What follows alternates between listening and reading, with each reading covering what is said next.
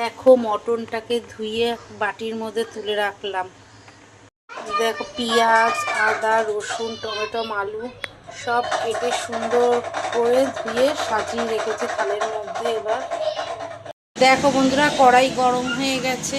এবার আমি সর্ষের তেলটা দিয়ে ফেলবো কড়াইতে।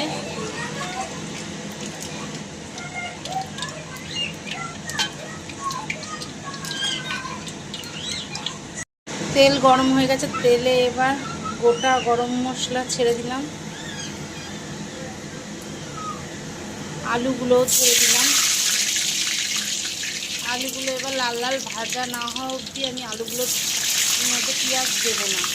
আগে আলুগুলোকে ভালো করে লাল লাল করে আমার ভাজতে হবে তেলের মধ্যে। দেখো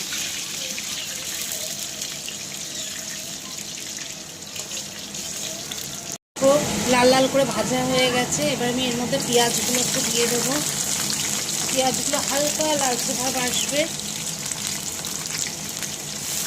যতক্ষণ পেঁয়াজে হালকা লালচে ভাব না আসবে ততক্ষণ আমি নাড়িয়ে নেবো পেঁয়াজগুলোকে একটু। আলুগুলো কড়াইয়ের মধ্যে ভাজা হতে হতে ততক্ষণে আমি দেখে নাও মিক্সচার মেশিনে আদা, রসুন, পেঁয়াজ বাটাগুলো করে নিই মিক্সচারে। দেখো বন্ধুরা, এবার মাংসের মধ্যে জিরের গুঁড়ো, হলুদের গুঁড়ো, লঙ্কার গুঁড়ো, নুন আর সামান্য টক দই দিয়েছি। দিয়ে এবার মশলাটা যে আমি তৈরি করেছিলাম সেই মশলাটা বাটাও দিয়ে দিলাম। দিয়ে এইবার একটু সর্ষের তেল দিয়ে দেবো এর মধ্যে। টমেটোও দিয়ে দিলাম।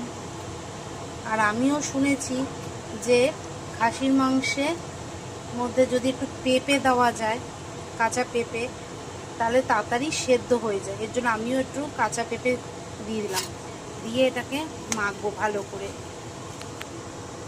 পেঁয়াজটা দেখো এবার লাল লাল করে একটু ভাজা হয়ে গেছে। এবার আমি মাংসগুলোর মধ্যে দিয়ে দিলাম। এবার একটু নাড়াচাড়া করে নেব।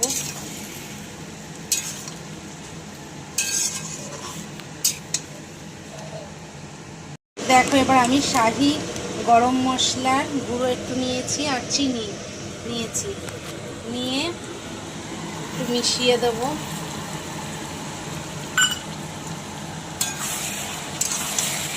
আমি চিনিটা একটু দিই, সব তরকারি করলেই একটু চিনিটা দিই। আমার চিনিটা দিলে একটু ভালো লাগে, কালারও সুন্দর আসে আর খেতেও ভালো লাগে একটু চিনিটা দিলে তরকারির মধ্যে। আর একটা কড়াইতে আমি গরম জল বসিয়ে দিয়েছিলাম। তরকারিতে কী বলতো, একটু গরম জল দিলে না তরকারির স্বাদও সুন্দর হয়, তাড়াতাড়ি হয়েও যায়। গরম জলটা আমি দিয়ে দিলাম তরকারিতে। তোমরাও এরকম করবে, দেখবে।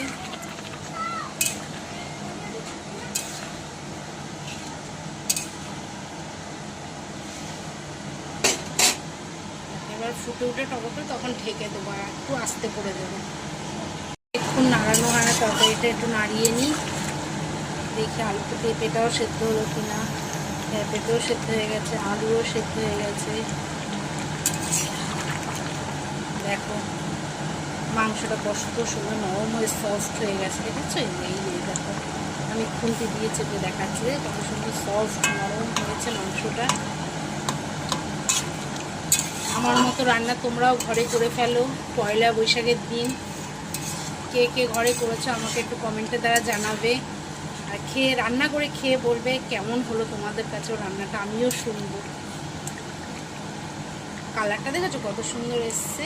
দেখো সামনে দিয়ে দেখাই। খাসির মাংস প্রেসারে ছাড়াই দেখো কড়াইতে সেদ্ধ করে ফেললাম, অল্প টাইমের মধ্যে রান্না হয়ে গেল। আমার রান্না কমপ্লিট বন্ধুরা। রেসিপিটা ভালো লাগলে কমেন্ট করো, শেয়ার করো। Tata, bye bye.